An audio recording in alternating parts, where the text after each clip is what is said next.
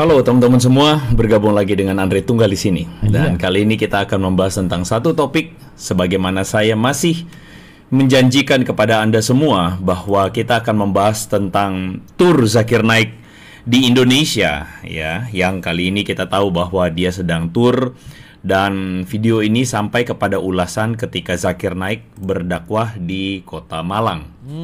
Dan video kali ini judulnya adalah apakah Islam agama terbaik dan Muhammad adalah Pasti nabi dong. terbaik. Pasti dong. Ini adalah klaim yang disampaikan oleh Zakir Naik ketika dia mengatakan dunia mengakui bahwa Muhammad adalah yang terbaik, teman-teman. Benar, dunia dan akhirat ingat teman-teman. Benar. Ya. Nah, supaya tidak asal ngomong, saya mengutip kepada Anda sebuah video yang dirilis oleh Video Dondita. Buat kalian yang belum kenal, ini namanya Pendeta Andre Tunggal, apologet monolog ya. Kenapa saya bilang apologet monolog? Dia udah 3 kali diundang sama Kodonditan. Diundang sama Kodondi dengan berbagai macam alasan yang dia tidak pernah mau. Tapi di channelnya dia menyuarakan, wah ini gini, Islam gitu, bla bla bla bla bla bla. Tapi masalahnya di balik apa yang dia suarakan, teman-teman. Gini, ketika jemaat-jemaatnya meyakini Andre Tunggal ini punya ilmu dan kebenaran di balik apa yang dia sampaikan di channelnya, seharusnya mereka tuh maksa Andre Tunggal buat debat untuk ngasih nampak dan mempermalukan Kodonditan, ya kan? Ataupun mempermalukan Ustaz Kenama. Oke, dia enggak, cuma berkawar di channelnya, monolog doang. Ya kan? The King of Monolog Andre Tunggal. Jadi ibaratnya gini. Kalau kita muslim ya, kalau ini orang udah benar, kalau bisa kita culik nih, kita bawa suruh debat kan gitu ya. Ini enggak mereka memuji-muji di kolom komentar, tapi setiap debat yang diundang oleh Kodonditan dia nggak pernah hadir. Padahal Kodonditan udah bilang, kalau dia mau debat, hotelnya ditanggung, tempatnya ditanggung, difasilitasi ya, bahkan dikasih uang saku, bayangin lah. Tapi masih aja, saya tidak mungkin meladeni blablabla, bacot, bilang aja takut kan gitu ya teman-teman ya. Nah, cuman di sini dia adalah merupakan orang yang panas terhadap Zakir Naik. Nah, kita lihat tingkat kepanasannya sampai mana sih kan gitu ya. Channel Donditan, dan video tersebut adalah video yang tajuknya Live Malang. Dr. Zakir Naik, Syekh Farid Naik visit Indonesia di Stadion Gajayana, ya. Nah, kita akan mendengarkan apa yang menjadi klaim dari Zakir Naik ketika ditanya oleh salah seorang teman ini. Mari kita dengarkan, teman-teman. Nama saya Jendra, saya sebagai pegawai Bapenda. Saya bersedia untuk bersyahadat, asalkan dijelaskan satu pertanyaan ini. Tolong jelaskan ke saya, mengapa agama Islam ini lebih baik menurut perspektif Nabi Muhammad? Can I explain why Islam is a good religion from the perspective of Muhammad Sallallahu Alaihi Wasallam? The answer can be very long, can go into hours. I will give you the reply from non-Muslims. From non-Muslims' perspective of Muhammad Sallallahu Alaihi Wasallam, why Islam is the best religion. If you read the book of Michael H. Hart, he wrote a book, The 100 Most Influential Human Beings in the World.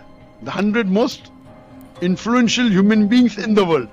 Right from whatever history includes Moses, and he wrote the book in, I think, somewhere close in 1970s. He being a Christian, he puts Muhammad Sallallahu Alaihi Wasallam as number 1 most influential person in the world. So if you hear the testimony of the non-Muslims and the verses of the Quran of Muhammad Sallallahu Alaihi Wasallam, it is sufficient for us to believe that he is the best human being on the face of the earth. Hope that answers the question. Brother, Yeah, do you believe Prophet Muhammad is the messenger of God? yes, MashaAllah. Do you believe that there is one God? yes, Do you believe that Jesus is God? no, MashaAllah. he is messenger. Mantap. So if you believe that there is only one God, and Prophet Muhammad is the messenger of God, and Prophet Jesus is the messenger of God, these are the minimum 2 criteria required for any human being to accept Islam. So if you believe there is no one worthy of worship except one God, and you believe Prophet Muhammad is the messenger of God, so according to me you're a Muslim. Brother, would you like to say the Shahada? Yes, MashaAllah. Takbir, Allah. Takbir. takbir. Ya, mentek syahada ya. Oke. Anda barusan mendengarkan sebuah Kita tunggu-tunggu bahwa apa ya? Ketika kemudian orang udah mulai berpikir dan mengabaikan apa yang disampaikan oleh orang lain terhadap dirinya. Maksudnya itu bagaimana? Gini teman-teman. Ya, dalam kita kajian hari ini. Sekarang kalau kita berbicara Tuhan, naikkan volume mic-nya, oke. Kalau kita berbicara tentang yang namanya Tuhan, maka itu berbicara tentang sistem komunikasi pencipta dengan ciptaan. Bener nggak? Oke. Suaranya kecil Ustadz Aman. Ini udah bagus. Halo. Bagus belum? Ini saya mau mode Ustadz. Saya udah pakai baju jubah. Saya udah pakai ini. Pakai peci loh. Saya lagi nggak pengen gini-gini, nggak pengen ngereok hari ini. Kok saya selalu saudara Zakir, kamu hebat, mantap. Ya, udahlah. Saya lagi nggak pengen ngereok, ya. Please ya, usah ketawa, diem. Usah ketawa, diem.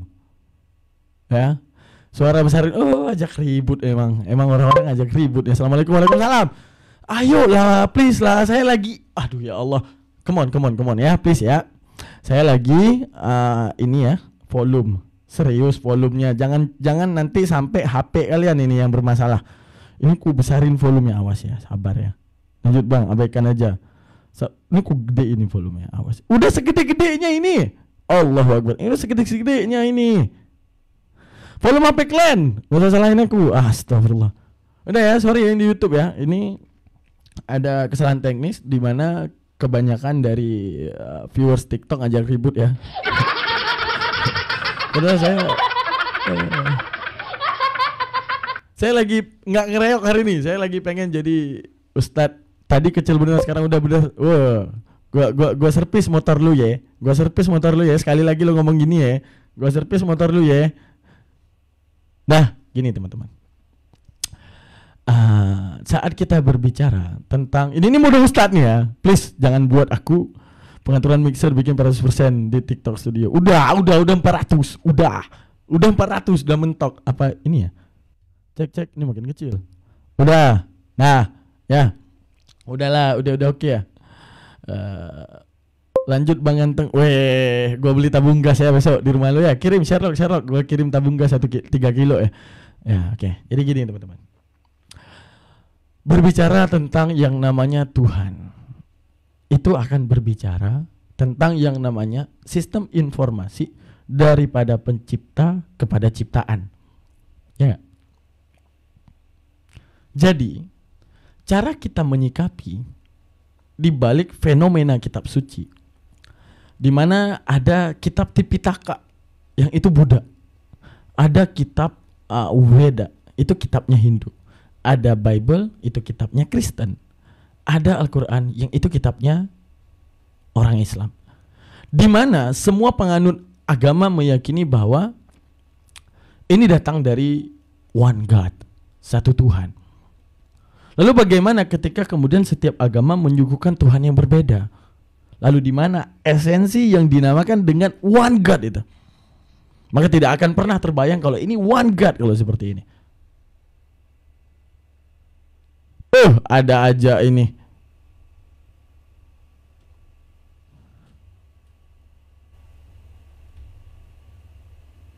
Ya Allah. Suara ada yang pentingnya. Ini aduh. Bukan nge-lag. Kamera ini saya mati. Sorry. Bukan nge-lag. Kamera saya mati. Sorry. Bukan lag, dibilangin bukan lag. Gak usah bikin emosi, ini bukan lag ya, bukan lag. Waduh ya Allah, tolong berikan aku kesabaran dengan viewersku ya Allah. Aku lagi pengen jadi mode Ustadz Daman loh. Apakah salah ya Allah? Ini aku ngereok nih. Tolong ya Allah. Ya, aku lagi aduh, please lah, lagi pengen mode sabar Bang. Lanjut Pak Ustadz, oke. Awas kalian ya. Waalaikumsalam, udah aman. Komen penonton delay, Pak Ustadz sabar. Ya, oke. Lanjut, oke. Udah ya, please ya, udah. Oke. Kita lanjut lagi. berbicara tentang yang udahlah ngereok aja aku lah, bodo amat. Oke teman-teman, berbicara tentang yang namanya eksistensi kitab suci ya, daripada 5 agama. Ya. Daripada 5 agama semuanya dianggap kitab suci. Maka konsekuensinya setiap orang itu akan meyakini bahwa ini adalah pesan daripada Tuhan kepada ciptaannya. Ya. Pesan daripada Tuhan terhadap dirinya. Nah, senang Glenn, pas gua ngereok, senang. Senang Glenn. Tadi aku udah modo gini loh. Jadi teman-teman berbicara tentang kitab suci, ini berbicara tentang enggak kalian enggak ada yang mau. Kagak ada yang mau gue kayak gitu ya. Kagak ada yang mau. Bener-bener kalian semua.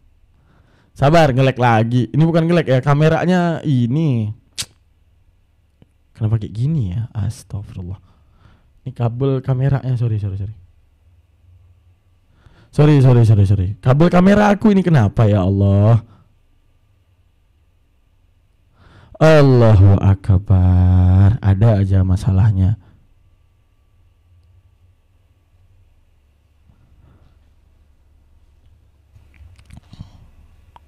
Ada aja masalahnya ya Allah. Kenapa kayak gini ya Allah? Ganti baru bang kabelnya, nanti kita ganti ya. Sabar. Nah ini ada lagi. Ya kan masalah lagi. Allahu Akbar. Ayolah kamera please. Kali ini kita temenan. Ya temenan kita ya. Ya please ya. Oke kita temenan. Sorry. Ada kesalahpahaman ya guys ya. Oke kita bahas lagi. Berbicara mode serius bang. Oke mode serius ya. Oke. Berbicara tentang yang namanya kitab suci itu berbicara tentang info Tuhan terhadap makhluknya ataupun ciptaannya. Pencipta sedang ingin membicarakan apa terhadap makhluknya. Maka konsekuensinya abaikan penjabaran orang lain, karena orang lain juga sama seperti kalian berhak membaca, berhak melihat, berhak berpikir, dan berhak menyimpulkan. Paham? Orang berhak melihat, berhak membaca, berhak menyimpulkan. Maka setiap daripada keagamaan itu berbicara tentang informasi apa yang disampaikan daripada Tuhan terhadap kita. Waalaikumsalam warahmatullahi taala wabarakatuh. Mak gue baru datang. Udah. Jadi kalau seandainya ada yang kemudian menjabarkan isi kitab suci, apapun agama kalian, yang kalian dituntun untuk percaya manusia tersebut yang menjabarkan kitab suci, bahkan di luar daripada apa yang kalian pahami, tolaklah. Kenapa kemudian harus nolak?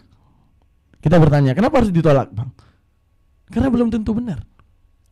Sama seperti dalam konten tadi, ketika orang tersebut menanyakan tentang saya akan mengambil syahadat dan saya akan bersyahadat apabila engkau bisa menjelaskan bagaimana Nabi Muhammad daripada perspektif dirinya.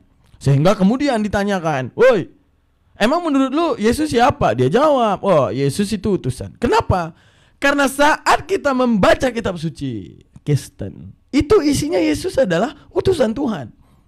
Lalu ada pandangan orang, misalnya, oh dia adalah Mesias, dia adalah ini, dia adalah itu. Tapi Yesusnya tidak menyampaikan itu. Dia tidak mengakui itu. Bagaimana kalau kemudian apa yang orang tuduhkan terhadap dia itu merupakan fitnah, itu gimana? Maka saran daripada setiap keagamaan, bacalah kitab suci kalian. Lihatlah Tuhan ngomong apa kepada kalian. Di luar apa yang dijabarkan orang. Hari ini telah lahirlah Tuhan di negeri Garut. Negeri Daud ya. Hari ini telah lahirlah Tuhan di negeri Daud misalnya. Telah lahirlah Tuhan di negeri Daud. Yesus ngomong, gua Tuhan yang lahir di negeri Daud. Kagak ada. Jadi kalau kalian memang fanatik ya, mengidolakan sosok Yesus Kristus yang tidak membawa permusuhan itu, yang memang dia adalah merupakan seseorang yang kemudian kalian sukai, kalian idolakan. Oke, come on, tinjau. Idolanya kalian ini ngomongin informasi apa ke kalian? Kan kalian gini. Ketika kita mengidolakan Nabi Muhammad, ya tinjau Nabi Muhammad ngomong apa kepada kalian. Di luar apa yang orang tuduhkan kepada dia, dia ngomong apa. Sama juga ketika kalian mengidolakan Yesus Kristus. Lihat, di balik apa yang dikatakan Yohanes, Matius, Lukas, apapun, abaikan. Lihatlah, Yesus yang kalian idolakan ngomong apa kepada kalian. Hingga kemudian kalian bisa tahu, Oh ternyata Yesus bertuhan. Oh ternyata dia mengajarkan kita untuk kemudian meminta segala sesuatu pada Tuhan, bukan kepada dirinya. Jadi mengabaikan apapun tuduhan orang terhadap dirinya. Lalu kalau kita meninjau di dalam Al-Quran, saat kita meninjau dalam Al-Quran begitu banyak informasi, misalnya seperti salamun alayya yawma wulidtu wa yawma amutu wa yawma ub'atsu hayya, di mana permintaan daripada Nabi Isa, ya Allah, mereka memfitnah kelahiranku, mengatakan Tuhan setara denganmu. Salamun ya Allah, sucikan namaku ya Allah. Oh ya Allah, di dalam kehidupanku mereka menyangka aku mati menebus dosa mereka dan menjadi Tuhan untuk mereka. Ya Allah, salamun, bersihkan namaku. Dan saat di alam kebangkitan, ketika kemudian mereka mengejar aku, meminta pertanggungjawaban di atas apa yang pernah mereka sembahkan terhadap diriku, meminta pertanggungjawaban, salamun ya Allah, bersihkan namaku daripada tuduhan mereka, bahwa aku akan menjamin kebangkitan mereka dan syurgawi untuk mereka. Maka layaknya seperti pemuda tadi, di mana pemuda tadi di balik pertanyaannya dan adanya jawaban daripada Zakir Naik terhadap sosok Nabi Muhammad, dan kemudian dia bersyahadat, Masya Allah ya. Dan kenapa alasan pemuda tadi berani untuk kemudian mengambil syahadat dan mengakui Yesus sebagai utusan? Ya karena itu informasi yang disampaikan Yesus kepada siapa? Kepada orang yang fanatik terhadap dirinya, orang yang mengidolakannya. Ya, oke, kita lanjutkan videonya dulu. Sebelum itu kita ini dulu. Serah mulah, kenapa ngambek ya? Dalil Ustadz, jangan modal congor.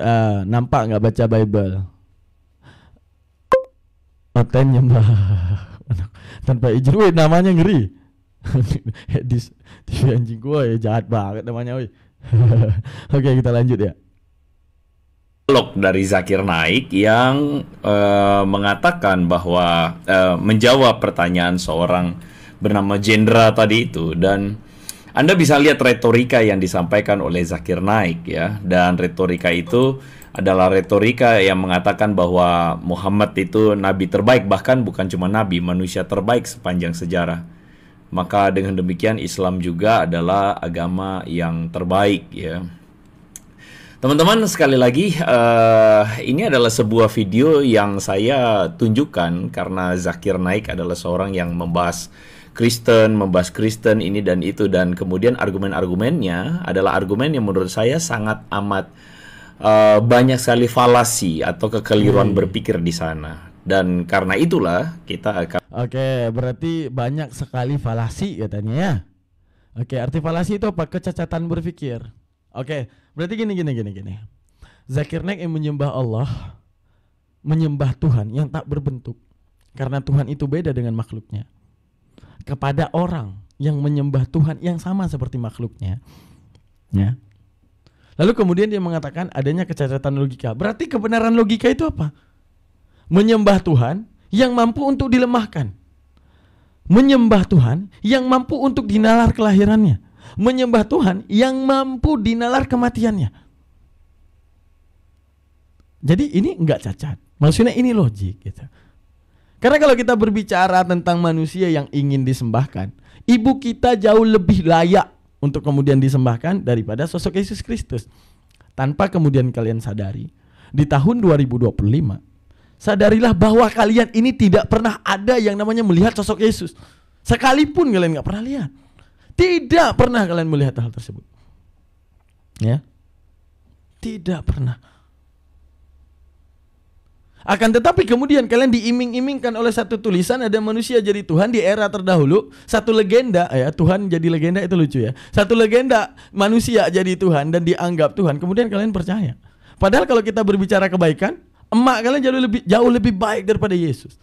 Ya, bapak kalian jauh lebih baik daripada Yesus. Bapak kalian jelas untuk kemudian kalian lihat. Ibu kalian jauh lebih jelas untuk kemudian kalian saksikan, dan mampu kalau kalian mau untuk mengatakan dia Tuhan. Lalu kalian percaya manusia. Kalau ini berbicara tentang ngotot-ngototan, pokoknya manusia adalah Tuhan, maka ibu dan ayah paling layak untuk dijadikan Tuhan. Kebaikannya adalah kebaikan yang kalian bisa saksikan langsung. kebaikan daripada ibu bapak. Lah Yesus hanya tulisan doang. Pernah terjadi di masa dahulu. Ya bagaimana kalau ini adalah tipuan orang terdahulu? Akankah kalian akan mengambil satu kesimpulan bahwa ini benar? Kalau seandainya itu penyelewengan bagaimana? Apa yang terjadi di masa dahulu kalian hanya menikmati di tahun 2025. Tapi tentang validasi yang terjadi di masa dahulu, kalian hanya memakan dan mengonsumsi apa yang disuguhkan oleh orang tua kalian, yang disuguhkan oleh pemahaman orang lain ke dalam otak kalian. Sekalipun otak kalian tak dapat mengimani hal tersebut. Mengimani bisa, tapi kalian tidak bisa memikirkan hal tersebut ke arah ini benar dan itu salah. Oke, kita lanjutkan lagi ya. Ini dia. Akan mengupas tipis-tipis. Mengupas tipis. Kali ini benar-benar sebagai tipis-tipis kita. Yes, tipis-tipis Pak Pendeta nih, silakan Pak. Sebagai Andri Tunggal ini guys, tangkut perpuluhan rungkat nih semenjak Dr. Zakir Naik main ke Indonesia ya, dia agak-agak panik ya. Nah, jadi sebelum itu kita lihat di sini udah ada beberapa oten yang kejang-kejang ya. Mana yang kejang-kejang nih? Kita jawabin ya. Emang oten ngerti Bible setelah orang mereka dibacakan isi Bible-nya masih bertanya itu tertulis di mana? Iya benar. Paham arti Rob? Oh, nggak paham dia bunda. Dia nggak paham arti Rob.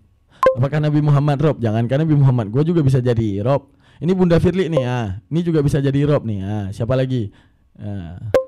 Yesus itu utusan Bapa di Allah. Kalau Allah juga sama Muhammad gimana tuh? Kalau Allah juga sama Muhammad tuh gimana? Nah.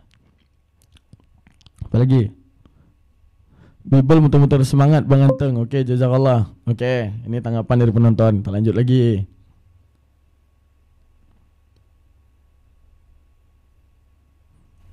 sebagai kita akan benar-benar bahas ini sampai tipis-tipis banget teman-teman. Karena itu stay put kepada teman-teman yang pengen hari ini belajar dan saya belajar. Juga mengatakan kepada Anda yang kalau mau ikut live streaming ini benar. Wait.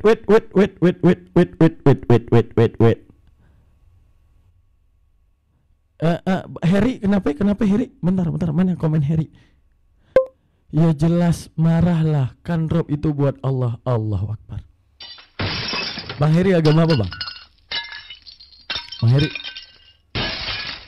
Bang Harry agama apa bang? Hah? Bang Harry tiba-tiba marah guys. Islam. Kok marah bang? Kok marah abang Nabi Muhammad Rob bang? Coba jelaskan ke saya bang. Pengen tahu saya. Ya kalau salah ya saya minta maaf ya. Wah, makanya hadir pengajian saya jangan hari ini doang. Kalau hari ini doang kan salah paham. Beliau katanya Islam tuh. Gimana teman-teman? Beliau Islam, marah Nabi Muhammad dikatakan Rob. Gimana tuh teman-teman sekalian? Maaf ya bang kalau salah. Ya gini bang, Rob ya gak usah Nabi Muhammad. Kita juga bisa dikatakan Rob. Ya. Dalam bahasa Arab ada yang namanya lafal ishtirak. Kita tidak boleh jawab Nabi Muhammad Rob kalau pertanyaannya seperti ini. Ya. Apakah Nabi Muhammad Rabbul Alamin? Nah itu gak boleh. Karena arti Rabbul Alamin adalah pemilik langit dan bumi. Maka haram mengatakan. Tapi kalau dibilang apakah Nabi Muhammad Rabb? Umum. Bisa jadi Rabbul Balad. Ya, pemimpin wilayah. Oke. Rabbul Bait, pemilik rumah.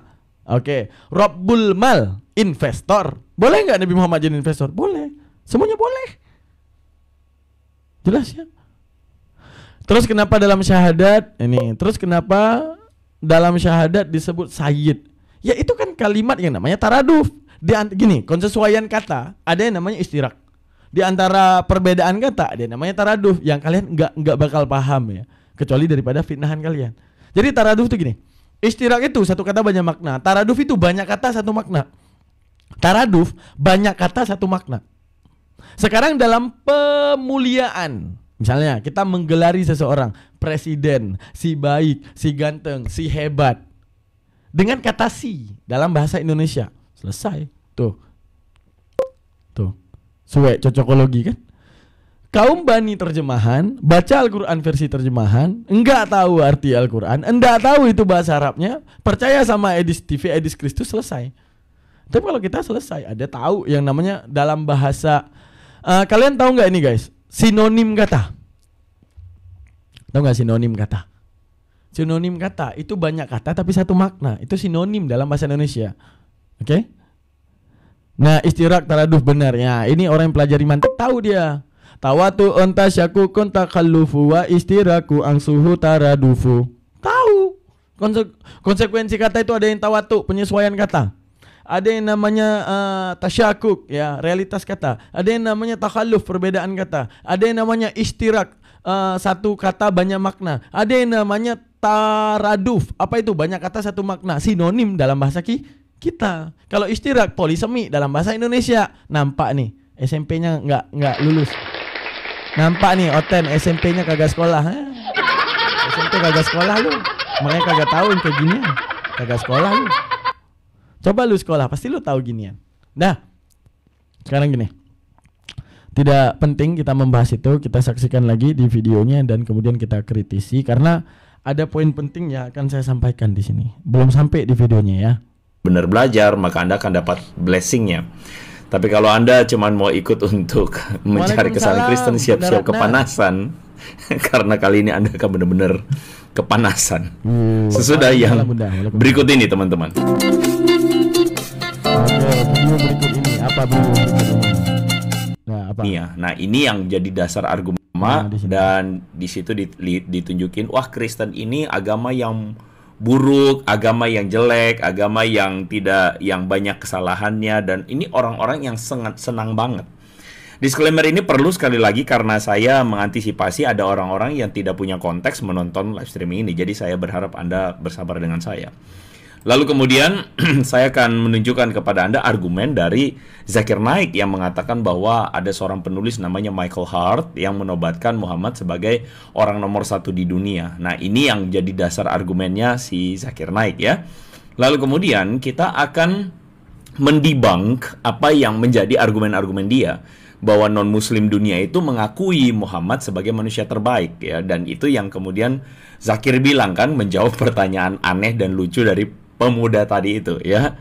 Pemuda itu saya kira mungkin Kristen ya, karena Zakir Naik kemudian men-challenge pemuda itu, apakah Yesus, kamu yakin Yesus bukan Tuhan? Iya, saya Yesus bukan Tuhan. Nah, jadi entah kenapa dikontekin ke Yesus ya. Jadi saya duga itu pemuda Kristen begitu. Dan kemudian kita akan membahas tentang tokoh spiritual terbaik di dunia ya. Dalam hal ini kan klaim Zakir Naik, bukan hanya spiritual sih, tapi nabi terbaik dan sebagainya, bla bla bla, terbaik ya. Nah, jadi saya warning kepada teman-teman ya, kepada Viro, Teguh, Ale ya. Awas kepanasan, awas nangis-nangis di pojokan ya, awas aja gitu loh, kasihan kalau kamu masih peduli dengan jiwamu ya, mending nonton terus kemudian mingkem gitu ya. Kasihan lah begini, kasihan. Jadi yang mau benar-benar belajar akan dapat blessingnya, tetapi yang ya sudahlah, jawab sendirilah begitu ya. Oke, teman-teman, saya mau menyapa dulu beberapa teman-teman yang sudah bergabung di kolom live chat ya, live streaming. Terima kasih buat teman-teman yang sudah lama langsung ke sini aja teman ya. Lama loh. Jadi kita mulai dengan disclaimer bahwa Zakir Naik ini adalah seorang yang berdakwah Islam tetapi tidak bisa berdakwah tanpa bahas kekristenan. Tunggu, ada yang komen. Dia takut gereja kosong tuh. Benar, takut dompet tipis perpuluhan rungkat. Benar. Makanya turnya Zakir Naik seharusnya kan dia datang. Ya, seharusnya dia kalau nggak setuju ya, kalau dia nggak setuju dia datang. Dia punya planning nanti kalau Zakir Naik berdakwah di Indonesia, aku akan menanyakan sesuatu yang dia tidak tahu dan tak mampu menjawab. Buktinya cuma bisa keluar-keluar di YouTube doang. Ya nggak teman-teman? Iya. Untuk menunjukkan apa ya? Ini berani kandang ya, jago kandang. Itu kita harus akui, itu sudah jadi rahasia umum ya. Nah, cuman yang saya mau tunjukkan kepada Anda adalah Saya tuh menonton video-videonya ya, sebenarnya saya tidak bisa tahan nonton videonya. Kenapa tidak bisa tahan? Bosan karena tidak ada isinya. Tetapi bersyukur ada yang bantuin saya juga untuk nontonin ya. Nah, Nah ini penting nih.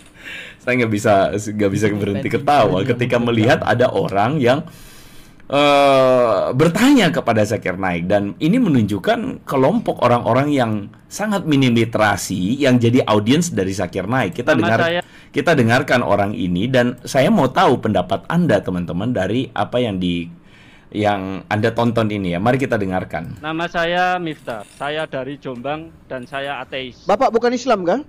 Saya ateis. Saya mempelajari banyak agama termasuk Kristen. Saya sudah mencari dari video-video Anda.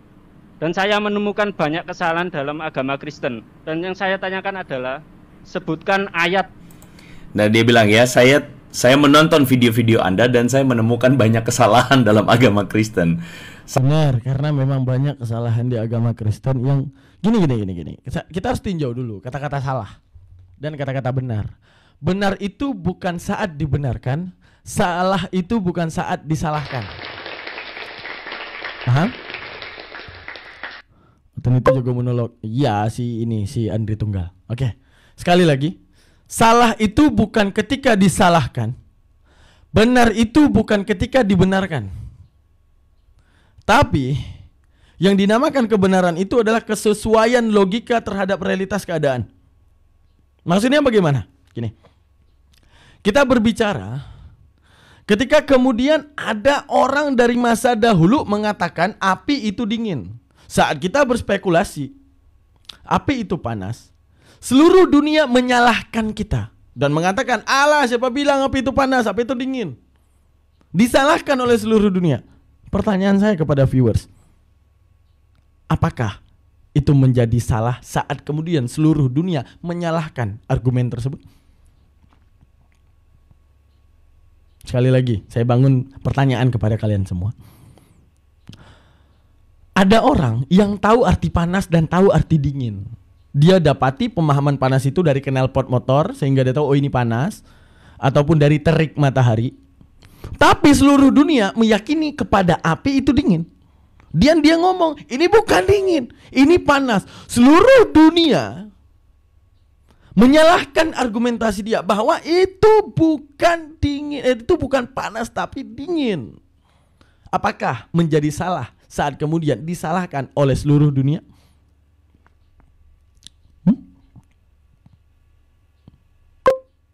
Enggak salah. Jadi kebenaran sejati itu ada pada personality dan alam deskripsi pemikiran manusia atau pendapat orang terhadap benar atau salah. Kita masuk dulu untuk menilai arti salah dan benar. Ya, menilai arti benar dan salah. Jangan sampai setiap salah setiap benar ketika disalahkan menjadi salah. Jangan sampai setiap salah ketika dibenarkan menjadi benar. Itu tidak bisa. Karena kesesuaian yang dinamakan dengan kebenaran itu berbicara tentang hal ini logik dan berpaham secara realitas keadaan. Saya tanya, kayak tadi, contoh tadi. Saat orang berbicara, berspekulasi api itu panas, seluruh dunia menyalahkan, tidak, api itu dingin. Yang benar adalah seluruh dunia atau dia? Yang benar adalah seluruh dunia atau dia? Dia. Berarti kita udah tahu ya esensi benar dan salah. Benar dan salah itu berbicara tentang bagaimana kesesuaian dia dengan realitas dan sistemasi pikir ataupun alam rasional. Kalau itu dapat dipikirkan secara rasio dan kemudian disandingkan menjadi benar, itulah dinamakan kebenaran absolut. Contoh gini, saya bilang api itu panas. Kita udah tahu api, kita udah tahu panas. Kita sandingkan, match. Ketika match, kita berani menyuarakan dan ini benar karena di alam realitasnya berkesesuaian dan itu dikatakan benar. Oke, yang kedua, kalau kemudian kita bilang salah. Salah itu apa? Ketika not match, saya bilang api itu dingin. Kita tahu realitas dingin, kita tahu realitas api, kita sandingkan di alam deskripsi pemikiran ataupun rasionalnya akal, bersanding. Ketika bersanding, Kita ngomong api itu dingin, tapi di realitas menyalahi apa yang kita pikirkan, maka ini tidak benar kecuali dibenar-benarkan. Maka dibenar-benarkan bukanlah kebenaran. Satu. Itu yang harus kamu pelajari daripada sistem masih rasionalitas.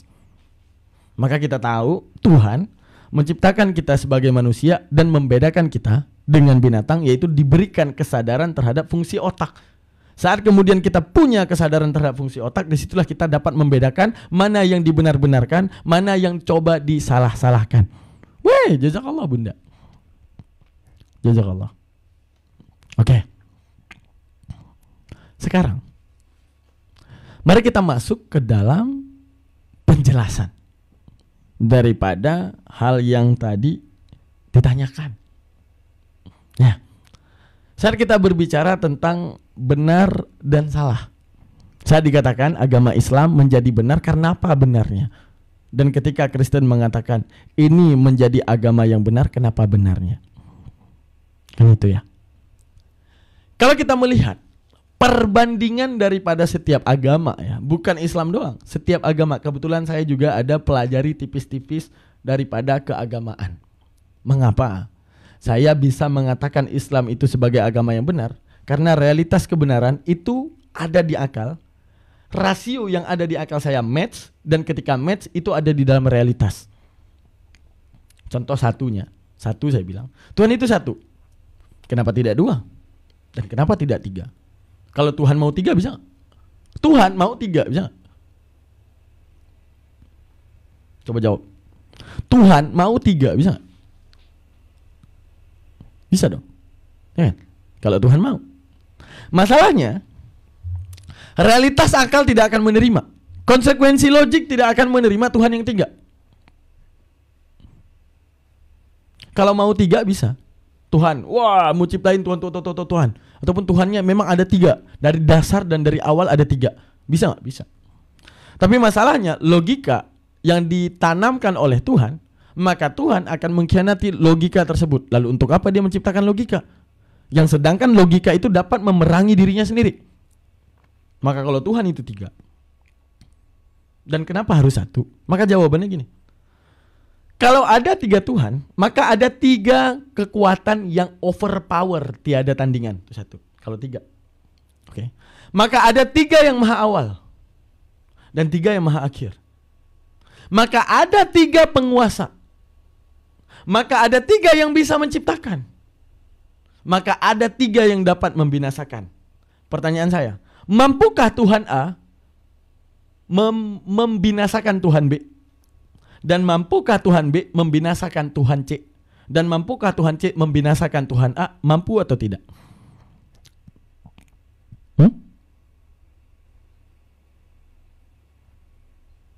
Mampu atau tidak? Mampu. Oke. Karena kalau tidak mampu, bukan Tuhan. Benar gak? Kalau tidak mampu, maka bukan Tuhan. Oke. Sekarang pertanyaannya, Tuhan bisa binasa enggak? Maka seluruh manusia akan berbicara Tuhan tidak bisa binasa. Oke. Kalau Tuhan C mampu dibinasakan oleh Tuhan B, berarti dia Tuhan apa bukan? Kalau Tuhan C mampu dibinasakan oleh Tuhan B, maka apakah dia Tuhan? Maka kelogikaan manusia akan bertabrakan kalau Tuhan lebih daripada satu. Pertama, jikalau Tuhan tidak mampu binasakan, dia bukan Tuhan. Namun jikalau Tuhan dibinasakan, dia hilang sifat Tuhan. Lalu bagaimana? Ini akan menjadi pembatasan daripada setiap Tuhan. Terbatasnya satu Tuhan untuk membinasakan Tuhan lainnya, dan terbatasnya Tuhan lainnya untuk dapat dibinasakan oleh Tuhan lainnya lagi. Untuk menunjukkan apa? Keterbatasan pada Tuhan menunjukkan keterlemahan terhadap Tuhan. Maka otak logik manusia akan menerima Tuhan itu satu dan tidak perlu untuk menjadi banyak. Dan itu disebutkan dalam Al-Quran. Yang kedua, ketika kesesuaian logika mengatakan, apa kesesuaian logika? Ketika mengatakan Tuhan itu tidak serupa dengan makhluk karena benar. Sistem masih makhluk berpikir Di mana makhluk itu punya chipset yang namanya diferensia, rentan dapat membedakan dengan kata-kata yang berbeda. Contoh, kata kelapa beda dengan kata manusia, manusia dengan patung, patung dengan biawak. Kata Tuhan seharusnya menjadi kata yang paling beda dengan segala kata-kata yang ada di muka bumi ini. Maka disitulah kita akan pahami bahwa Tuhan itu berbeda dengan makhluknya. Dan itu kesesuaian logik. Dan saya mengatakan Islam menjadi agama yang benar karena tidak pernah menyalahi yang namanya sistemasi manusia untuk kemudian berpikir. Dan ketika manusia dihadiahkan oleh Tuhan yang namanya kelogikaan, penyandingan rasio. Dan saat rasio disandingkan tentang Tuhan, maka rasio itu tidak pernah menolak realitas. Disitulah kebenaran Islam. Lalu kalau kita berbicara ke agama lainnya, coba perhatikan apa yang dipertanyakan oleh ateis ini. Coba perhatikan. Ateis ini tadi bertanya, coba diperhatikan biar saya wujudkan ya sistemasi berpikir yang dia gunakan, dan ini logik. Ateis ini bertanya dan penuh logika dan logik ini. Yang Anda tonton ini ya, mari kita dengarkan. Nama saya Miftah, saya dari Jombang dan saya ateis. Bapak bukan Islam kan? Saya ateis. Saya mempelajari banyak agama termasuk Kristen. Saya sudah mencari dari video-video Anda. Dan saya menemukan banyak kesalahan dalam agama Kristen. Dan yang saya tanyakan adalah, sebutkan ayat. Nah, dia bilang ya, saya menonton video-video Anda dan saya menemukan banyak kesalahan. Devi in India. There are many Agama Buddha di kitab Tripitaka yang bertentangan dengan ayat lain atau yang salah secara ilmiah. Mantap. Kalian dapat nggak esensi dan poin dan standing point daripada pemuda ini? Standing pointnya begini. Wahai Zakir Naik, ya, wahai Zakir Naik, Anda sering banget menyerang paham kekristenan. Ataupun ini seakan-akan pemuda ini menyuarakan kepada setiap apologetika. Wahai setiap muslim, apologet muslim, ketika kalian hanya menyerang kekristenan, maka konsekuensi logik, jikalau Kristen menjadi agama yang salah di balik pembahasan daripada apologetika muslim, maka setelah Kristen salah, emang harus langsung Islam? Buddha kan bisa, Hindu kan bisa. Lalu kenapa ketika Kristen salah, saya harus memilih Islam? Paham maksud saya? Paham maksud saya? Maksud daripada pemuda tersebut. Kalau seandainya Anda membuktikan kesalahan di dalam kekristenan, oke, Kristennya udah salah, kan masih ada 4 lagi pilihannya. Kan masih ada 4 lagi pemilihannya. Bisa Buddha, bisa Hindu, bisa Islam. Lalu ketika lalu ketika Anda membuktikan kesalahan di dalam pemahaman kekristenan, kenapa saya harus Islam? Saya kan bisa milih Buddha, saya kan bisa milih Hindu. Dia bertanya. Lalu sesuai daripada penjabaran di balik kontradiksi yang ada di dalam kekristenan, kontradiksi pemahaman antara Yesus dengan penulisan Matius dan segalanya yang dibuktikan di dalam ranah apologetika, ya. Lalu bagaimana dengan Buddha di dalam kitab Tipitakanya? Nah, gini teman-teman. Ini ya, saya runut. Agama paling ini agama beda. Kalau kita kaitkan kepada beragama dan tidak beragama, maka Islam pertama, yang kedua ateis. Itu pemikiran paling logik kedua. Pertama Islam, kedua ateis. Kalau kita mengaitkan antara yang beragama dan tidak beragama, yang kedua. Kalau seandainya kita kaitkan antara agamawan saja, agama paling logik pertama Islam, kedua Buddha. Kalau ketiga masuk ke Hindu, yang keempatnya Kristen. Mari kita bahas satu persatu. Oke. Coba disimak. Kalau kekristenan, itu enggak logiknya itu mudah. Yaitu ketika Tuhan jadi manusia. Ya. Di mana Tuhan tahu manusia itu diberikan kesadaran terhadap fungsi akal, dan manusia tidak menerima dua yang kontradiksi bersatu dalam satu waktu. Bagaimana maksudnya? Saya bilang ini gerak dan diam. Saya bilang ini diam, ini gerak. Saya bilang ini gerak dan diam. Nggak mungkin. nggak akan bersatu pada satu waktu, karena otomatis manusia saat disebutkan kata Tuhan, di situ manusia tahu yang namanya Tuhan kuat. Jadi kalau ada orang yang menyembah sesuatu yang maha lemah, ya, maka di situ dipaksakan otaknya meyakini yang kuat adalah lemah, lemah adalah kuat. Padahal itu adalah kontra. Secara iman bisa, secara logika itu ditolakkan. Bagaimana mengimani dua yang kontradiksi bersatu dalam satu waktu? Tidak mungkin. Dia lemah, tapi kuat lah. Enggak, dia kuat, tapi lemah, nggak bisa. Kalau ini namanya kuat bukan lemah, maka pada satu waktu lemah dia bukan kuat. Maka saat manusia mengatakan Tuhan, Hindu maha kuat, Buddha maha kuat, Kristen maha kuat, Islam maha kuat, maka konsekuensi logik manusia ketika menolakkan segala penjabaran yang melemahkan Tuhan. Itulah konsekuensi logik manusia. Ketika dia memfungsikan arti kesadaran dia terhadap fungsi otak. Kalau dia tidak bisa mewujudkan kesadaran terhadap fungsi otak, berarti dia hanya beriman buta dan mengabaikan logika. Tuhan menciptakan manusia. Ya. Tuhan menciptakan manusia dan lengkap dengan spesifikasi manusia. Artinya Tuhan paling tahu mana ranah yang boleh dia kerjakan, mana ranah yang tak boleh dia kerjakan. Sama seperti sistem pemikiran dan analoginya, kita menciptakan satu robot dengan dua tombol, tombol merah dan tombol hijau. Tombol hijau, kita tahu konsekuensinya untuk menghidupkan itu robot. Tombol merah, apabila kita pencet, meledak itu robot. Dan kita tahu, ya, ketika kita menciptakan tombol merah yang ada pada robot, maka konsekuensinya kita tidak boleh memencet. Karena kalau kita memencet, robot itu akan meledak. Sama juga seperti Allah ketika menciptakan manusia dengan segala psikisnya, dengan salah sistem pikirnya, dengan segala kesadarannya terhadap fungsi otak, kelogikaan, kewarasan, rasional. Maka saat itu juga Tuhan tahu batasan yang boleh dia lakukan dan tidak boleh dia lakukan, sekalipun dia bisa melakukan. Paham? Berbicara tentang bisa nggak kita pencet tombol merah tadi untuk meledak robot? Bisa. Tapi konsekuensinya robot itu akan meledak. Sama juga seperti Tuhan menciptakan logika, konsekuensinya. Maka Tuhan tidak boleh menyalahi logika. Itu sistem pikirnya. Maka Tuhan juga tidak boleh ada yang namanya menyalahi logika. Sekarang gini, daripada pertanyaan Babang yang tadi. Oke, ketika kemudian Anda telah membuktikan Kristen itu salah, sekarang coba buktikan Buddha itu salah, sehingga saya bisa memilih Islam. Jadi gini, ini Islam nih, perang sama Kristen, plek, Kristennya salah, masih ada 3 lagi. Berarti harus Islam ini perangi Hindu dulu. Artinya bukan perangi orangnya ya, pemahaman.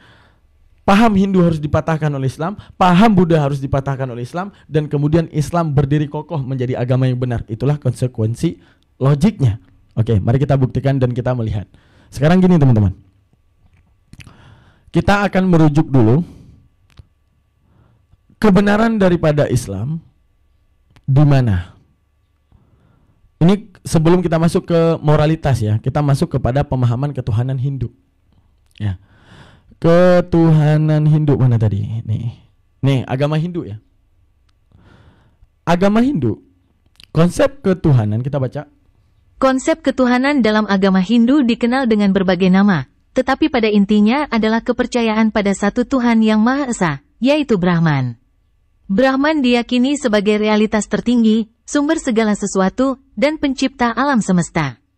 Hindu juga mengakui manifestasi Tuhan dalam berbagai bentuk, Saguna Brahman, dan tanpa manifestasi, Nirguna Brahman. Jelas? Tahu nggak penjelasannya apa? Ini aku jelasin biar kalian kemudian paham. Ini mirip-mirip agama siapa ya, pikir aja. Konsep ketuhanan dalam agama Hindu dikenal dengan berbagai nama, tetapi pada intinya adalah kepercayaan pada satu Tuhan yang Maha Esa, yaitu Brahman. Brahman diyakini sebagai realitas tertinggi, sumber segala sesuatu, dan pencipta alam semesta. Oke, mereka berpaham kepada satu Tuhan pencipta, selesai. Oke, selanjutnya Hindu juga mengakui manifestasi Tuhan dalam bentuk. Sekali lagi, Hindu juga mengakui manifestasi Tuhan dalam bentuk, dinamakan dengan Saguna Brahman, dan tanpa manifestasi, Nirguna Brahman. Maksudnya bagaimana Bang Daman daripada penjelasan ini? Gini. Hindu meyakini ada Tuhan yang menciptakan langit dan bumi ini, yang transcendent, yang tak pernah menjadi apapun. Kemudian memahami bahwa Tuhan itu bisa berimanen. Apa itu imanen? Memanifestasikan dirinya dalam satu bentuk.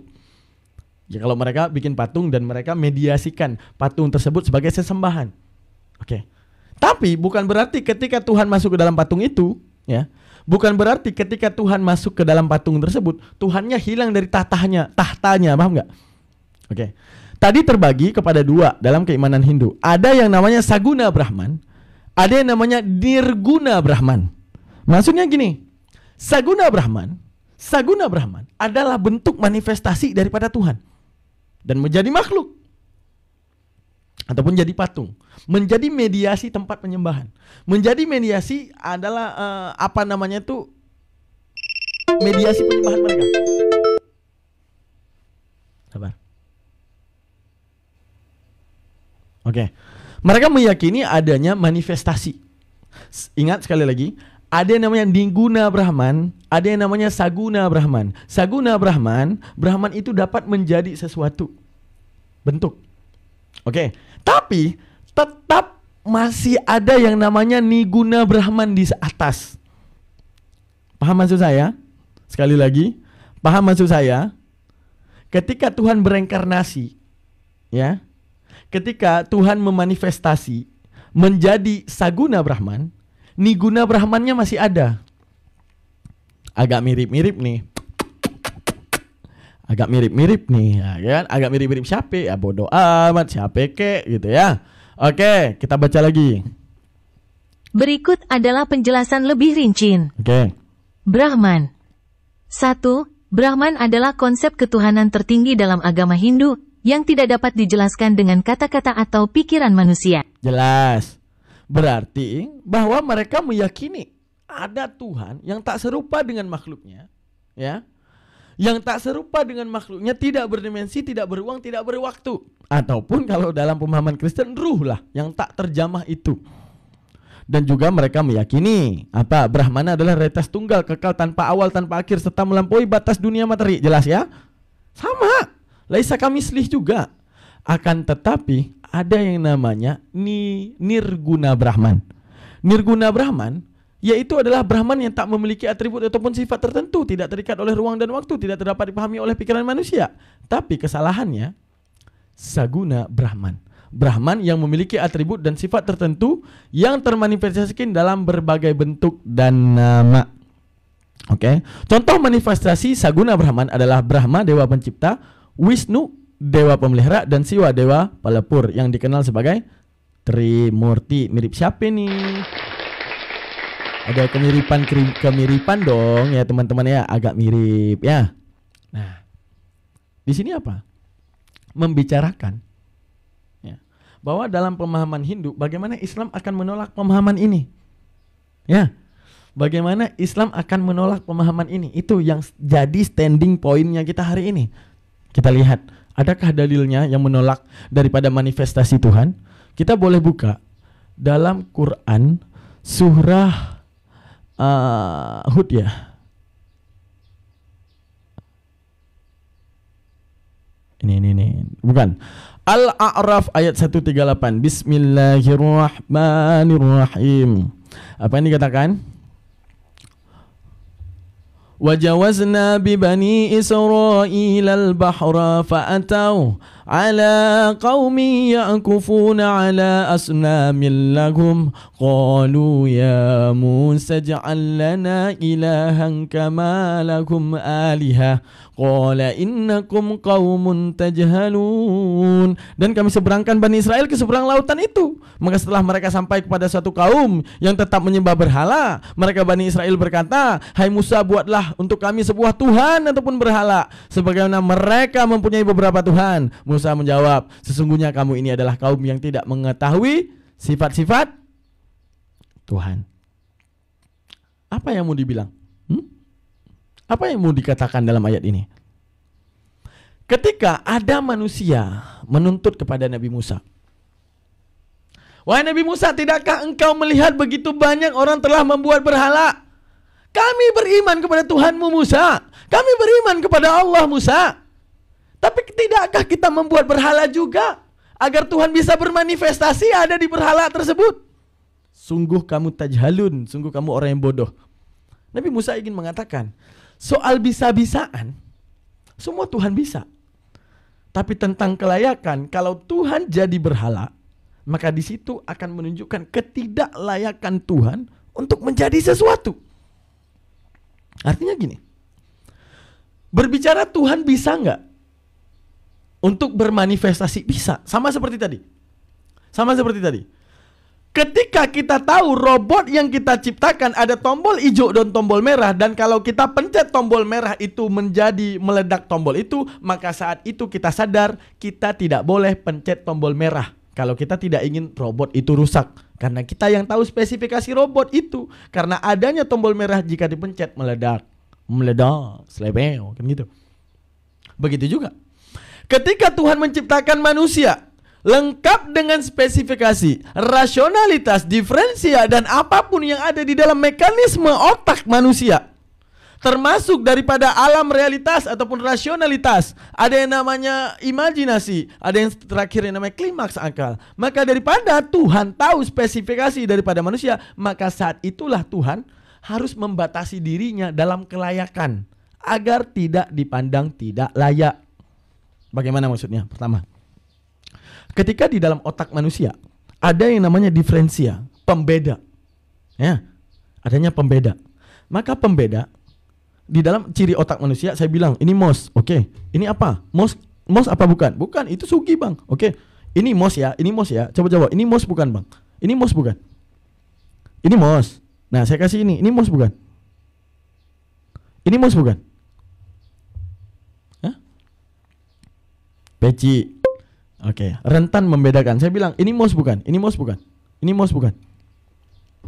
Mouse apa bukan? Ini mouse bukan? Yang saya tunjukkan tadi. Bukan. Untuk menunjukkan apa? Konsekuensi logik daripada pikiran manusia rentan membedakan. Ya, konsekuensi rentan membedakan. Maka ketika Tuhan tahu ada yang namanya membedakan, maka Tuhan tak boleh sama. Karena dia yang menciptakan manusia. Karena kalau dia sama dengan sesuatu, maka otak manusia yang dia ciptakan tadi, dia sendiri yang akan mengkhianati kewarasan manusia. Lalu di mana warasnya Tuhan? Detik Tuhan tahu manusia, detik Tuhan menciptakan otak manusia, maka detik itu Tuhan membatasi kelayakannya. Sekalipun dia bisa. Sama seperti kita yang menciptakan robot tadi, soal untuk pencet tombol merah kita bisa, tapi kemudian kita yang membatasi diri untuk pencet tombol merah kalau tidak mau robot itu rusak. Jelas? Tepuk tangan buat Islam. Sama juga seperti ketika otak itu punya imajinasi, di mana imajinasi ini bisa menjadi dua hal. Imajinasi manusia bisa untuk kemudian menghina, imajinasi manusia bisa untuk kemudian memuji. Contoh, bisa nggak kalian imajinasikan Bang Daman punya sayap berwarna putih, ada bulatan kayak malaikat, jadi sangat ganteng begitu, putih glowing bersinar, wah, bisa nggak? Bisa nggak kalian imajinasikan kayak gitu? Arti imajinasi bayangkan, membayangkan imajinasi ini bisa. Jadi imajinasi bisa dalam konsekuensi apapun. Coba kalian bayangin kuping saya pindah ke sini, bisa. Bayangin mulut saya pindah ke sini, bisa. Bayangin saya nggak pakai baju, bisa. Bayangin apapun bisa, imajinasi. Jadi detik Tuhan menciptakan imajinasi, maka dia tidak boleh dihinakan oleh imajinasi. Detik dia menjadi maha suci, maka dia tidak boleh masuk ke dalam ranah imajinasi yang mampu menghinakan dia. Sekarang, jikalau Tuhan jadi kodok, misalnya Tuhan adalah kodok nih, ya, memanifestasikannya menjadi kodok. Bisa nggak kamu bayangkan ini kodok kamu injek mati? Bisa nggak kamu bayangin? Bisa nggak? Bisa nggak? Ngebayangin? Bisa. Lalu di mana maha sucinya Tuhan kalau mampu dihinakan di dalam otak manusia? Sekarang Yesus digambar dengan begitu banyak sistemasi penggambaran terhadap Yesus, yang kemudian umatnya sekarang mengcosplay. Pernah lihat video di TikTok di mana Yesus naik sepatu roda, ya? Ada Yesus lagi ngeprank orang, ada Yesus berjalan di atas air kemudian kepleset jatuh ke kolam. Pernah lihat? Yesus pargoy, Yesus main DJ, ya, Yesus main DJ. Apalagi sekarang ada kecerdasan AI nih, kayak Abang Rido Remi bilang, apalagi pakai AI ya. AI saja, kecerdasan teknologi dapat menghina Tuhan, itu bagaimana? Maka kalau di dalam Islam, detik Tuhan tahu manusia menjadi imajinasi, apa punya yang namanya sistemasi imajinasi, maka detik itu juga Tuhan tidak bisa menghinakan dirinya karena Dia Maha Suci. Contoh, bila Tuhan Islam menjadi satu bentuk, maka bentuk itu akan ditangkap oleh mata, maka ketika mata menangkap bentuk tersebut, maka akan dipahami dalam otak, ketika dipahami dalam otak bisa diimajinasikan. Oh, kalau tangannya gini, kalau giginya gede gimana? Misalnya kalian, mohon maaf kata-kata saya, membayangkan satu foto Yesus, bisa nggak kalian bayangin kupingnya melar gede, giginya tongos, bisa nggak? Bisa. Lalu di mana Maha Sucinya Tuhan? Kalau setelah diciptakan makhluknya mampu menghinakan Tuhan di dalam imajinasi yang diciptakan oleh Tuhan tersebut. Maha Suci Allah, Subhanallah. Paham? Ya. Sekarang, Islam mengajarkan kelogikaan di mana membatasi detik Tuhan tahu tentang konsekuensi akal, maka Tuhan di detik tersebut membatasi dirinya untuk kemudian tidak dihinakan oleh makhluknya. Dan ketika makhluknya itu waras, maka Dia memfungsikan dirinya Tuhan sebagai yang paling waras di atas kewarasan daripada makhluknya. Jelas ya? Jelas ya? Oke. Allahmu punya betis dan mata, itu hanya ketololan kalian saja yang cuma baca terjemahan dan enggak tahu konsekuensi sastrawi. Udah, gitu ya. Oke. Gini, ini jawaban singkat aja di balik pertanyaan kamu yang tadi ya. Saya jawab singkat saja. Allahmu punya betis dan mata. Gini, itu kan otak kalian ya. Sekarang gini, kalau aku balik, Yesus punya betis dan mata, benar? Dan kalian mengimani dan mengiyakan dan mengaminkan. Yesus punya telinga untuk mendengar, kalian mengaminkan. Yesus punya mulut untuk mengaminkan. Untuk berbicara, kalian percaya. Oke, selesai ya, selesai. Dan diimani, dan gak ada Kristen yang marah. Oke. Sekarang, detik orang Islam bilang, Allah punya tangan. Enggak, Allah gak punya tangan. Allah punya betis. Enggak, Allah gak punya betis. Berarti menunjukkan apa? Sakit otak cuma ada di kalian sendiri, bukan di kami, paham nggak?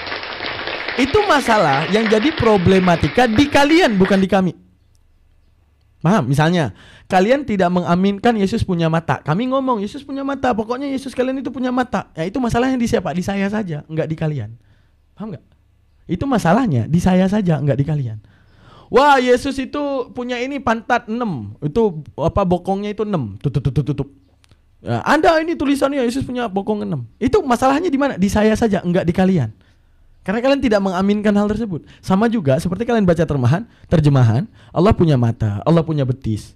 Enggak ada muslim yang mengaminkan. Berarti masalah siapa itu? Masalah kalian.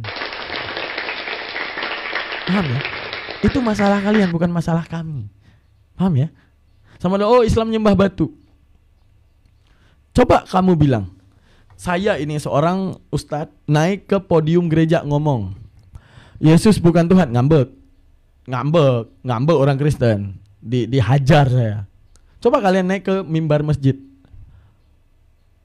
batu bukan Tuhan, orang Islam, hah gimana? Ya batu bukan Tuhan. Ini nih pendeta kalian ya, pendeta terhebat di dunia naik ke mimbar Islam, batu bukan Tuhan. Hah? Ya, batu bukan Tuhan. Ya, batu bukan Tuhan, marah kek. Gimana mau marah, emang batu bukan Tuhan? Batu bukan Tuhan. Iya, memang bukan Tuhan. Apa? Kenapa lu? Lu diketawain. Menunjukkan, diakui kalau ada yang namanya validasi. Contoh, saya bilang Yesus bukan Tuhan, kalian ngambek, berarti benar kalian menuhankan. Tapi kalau dibilang batu bukan Tuhan, kami nggak ada yang ngambek karena memang bukan Tuhan. Itu sistemasi logik. Dan itu yang kalian nggak punya akal untuk berpikir ke arah yang logik. Dah, kita lanjutkan. Di mana Hindu tidak logiknya ketika Al-Quran telah mengatakan apa?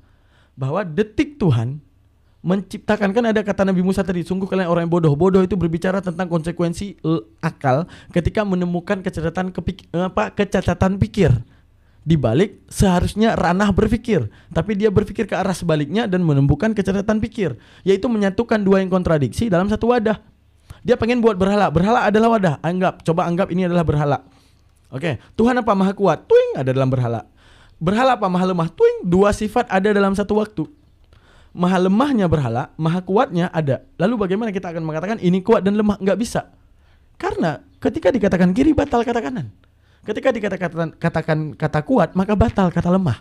Itu konsekuensi logik yang diajarkan di dalam Islam. Islam mengangkat manusia daripada Al-Baqarah menjadi An-Nas, daripada kebinatangan menjadi manusia, yaitu ketika memusatkan akal. Oke. Manik jami' betul. Aki Said manik jami' ataupun dipenan dengan tawatu'un tasyakkukun takhallufu wa istiraku aksuhu taraddufu. Ini berbicara tentang takhalluf. Ya, di mana akan membuat yang namanya kontradiksi tidak mungkin bersatu pada satu waktu, ataupun manik jami'. Haram untuk bersatu. Apa? Kiri dan kanan bersatu satu waktu, tidak boleh. Atas dan bawah bersatu dalam satu waktu, tidak boleh. Ya, kuat lemah bersatu dalam satu waktu, tidak boleh. Maka Nabi Musa bilang kepada mereka, Musa, engkau ciptakan kepada kami berhala agar Tuhan bermanifestasi dalam berhala tersebut. Nabi Musa menjawab, kalian sungguh bodoh. Karena yang namanya berhala lemah. Kalau aku tanya, Tuhan apa? Kuat. Berhala apa? Lemah. Lu mau kuat dan lemah ada dalam satu wadah? Kagak mungkin, otak lu kagak terima. Kagak bisa terima. Jadi itulah Al-Quran menjawab segalanya. Lalu kemudian pertanyaan daripada pemuda tersebut tentang kitab Tipitaka Buddha. Nah, Buddha agak ini guys. Kalau Buddha, ya, Buddha ini kalian tahu juhud enggak? Juhud ataupun dalil tertinggi daripada tasawuf ataupun ma'rifah. Udah maghrib belum ya? Waduh, berapa menit lagi guys? Coba berapa menit lagi? Kita nggak mungkin bahas Buddha hari ini ya. Mungkin besok di pengajian besok kita akan bahas bagaimana Buddha dan kaitannya dengan pakai kaki bunsin biasanya bisa. Ini aki aku nih.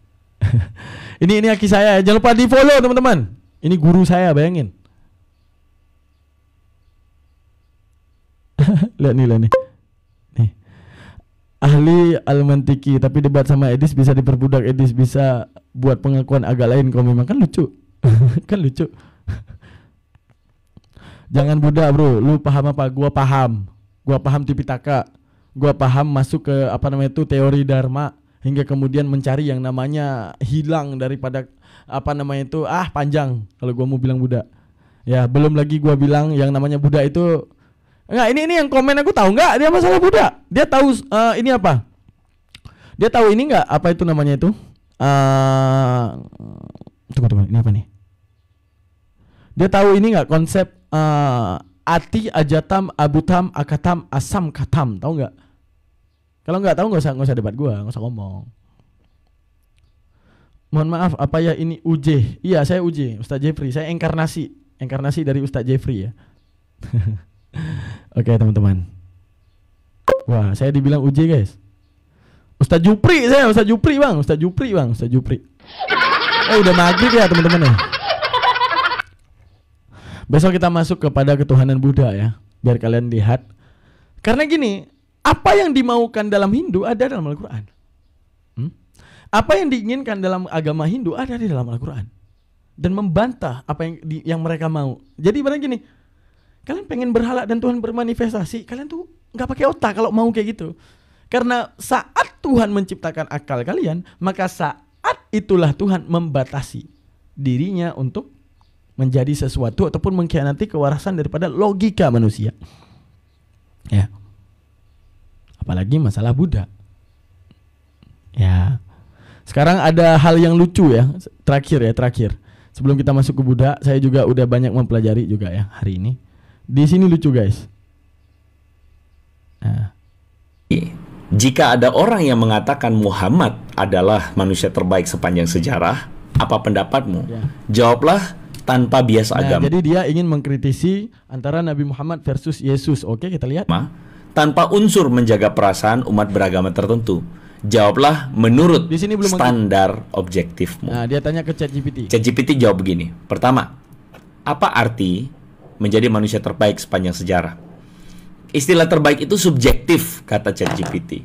Jadi perlu didefinisikan. Biasanya manusia terbaik mencakup beberapa kriteria. 1. Pengaruh dunia, etika pribadi dan moral, kontribusi terhadap diri sebagai seorang biasa, ya, mengakui bahwa pengaruh Muhammad itu besar luar biasa. Ya, terasa nggak sampai sekarang? Terasa sekali. Apalagi di negeri Konoha. Terasa luar biasa. Oke, ya. Di mana ChatGPT menjawab bahwa Nabi Muhammad punya pengaruh besar terhadap dunia. Jelas. Sekarang saat dia bahas Yesus yang dia sandingkan dengan Nabi Muhammad. Oke. Mana ini Yesus? Oh, ini di sini. Sabar, kita thread sedikit. Silakan. Ini kita hargai ya, kata ChatGPT ya. Memiliki integritas tinggi sebagai pemimpin dan pribadi yang dapat dipercaya. Itu kata ChatGPT.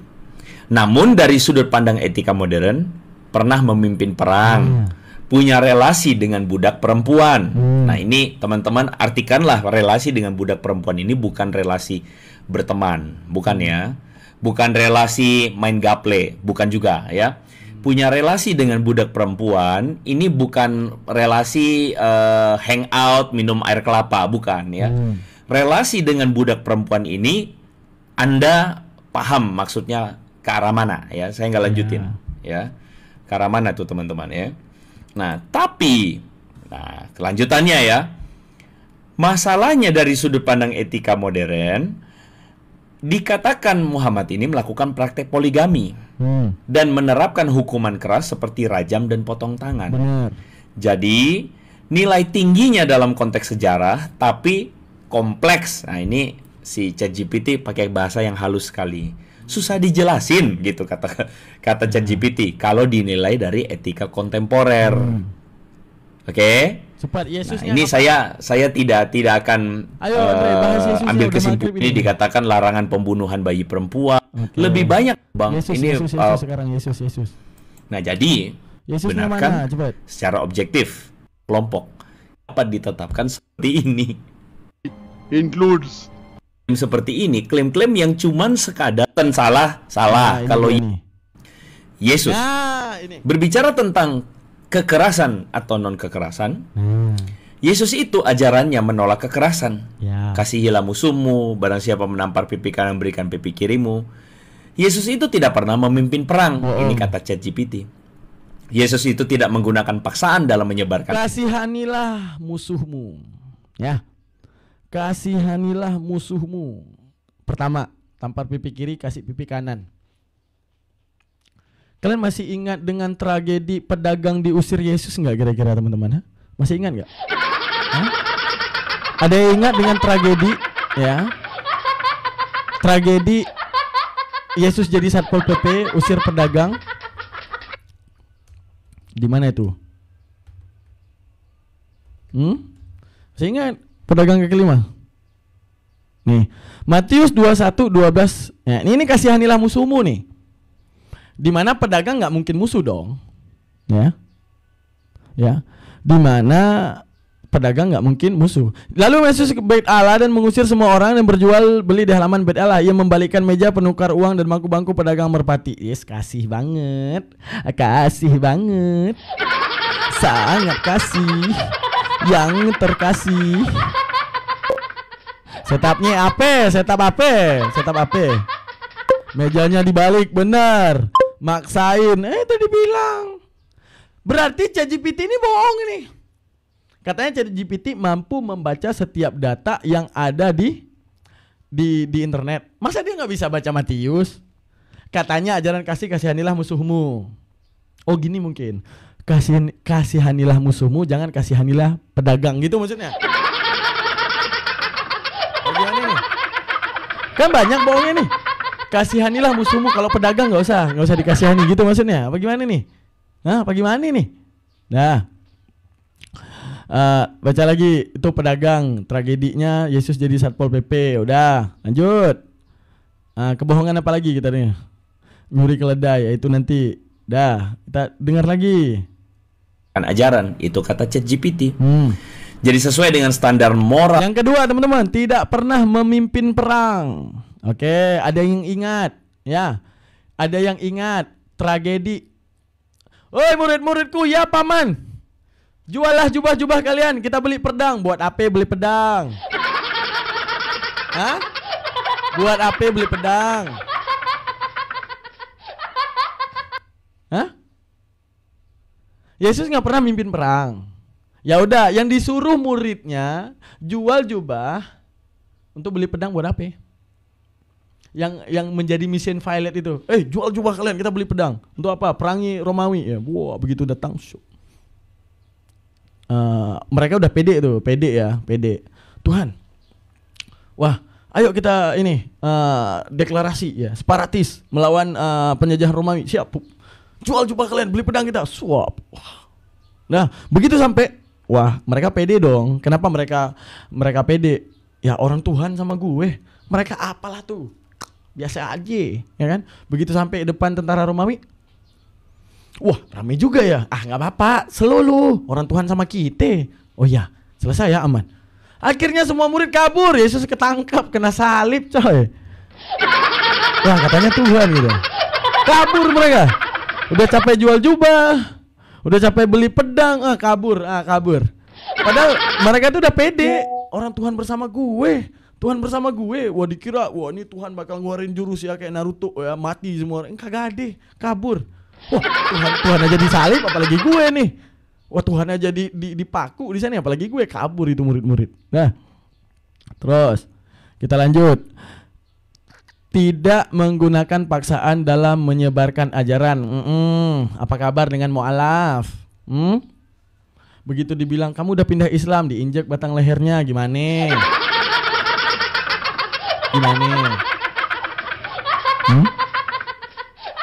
Yesus ngomong juga, ya jangan kalian menyangka apa ya, Yesus membawa pedang. Mana ayatnya? Aku buka loh. Aku datang membawa pedang. Ini disebutkan dalam Matius 10 ayat 3. Jangan kamu menyangka aku datang untuk membawa damai di atas bumi. Aku datang bukan untuk membawa damai, melainkan pedang. Matius 10:3. Lu kalau jualan semua, Andre. Jangan banyak bohong. Jangan sembunyiin dari umat, Andre. Nih jual juga nih. Jangan kamu menyangka bahwa aku datang untuk membawa damai di atas bumi. Aku datang bukan untuk membawa damai, membawa apa? Pedang, dor, meledak otak kita. Udah azan ya. Yuk doa. Oke, teman-teman yang ada di YouTube dan yang ada di yang ada di YouTube dan yang ada di TikTok, jazakallah ya. Kita bakal berdoa. Udah selesai pengajian kita hari ini. Angkat tangannya. Auzubillahi minasyaitonirrajim. Bismillahirrahmanirrahim. Alhamdulillahirabbil alamin. Alhamdulillahi wa ni'mahu yukafi'u mazidah.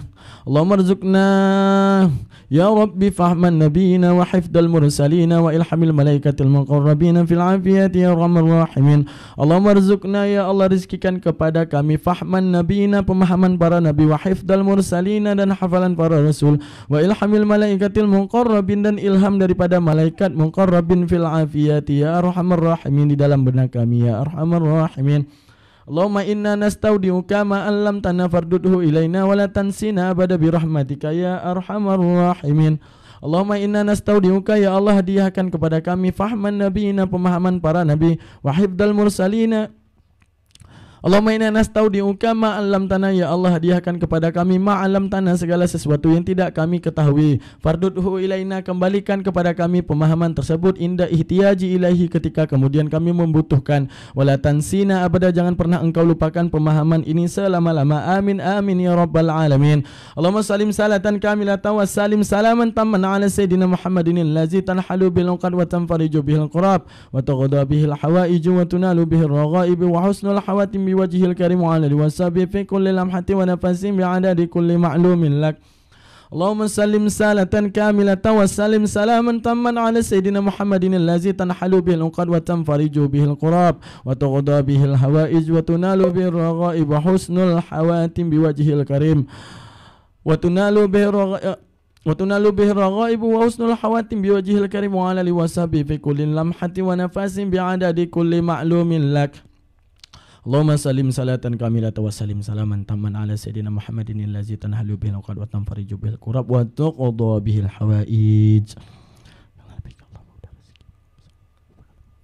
وتقضى به الحوائج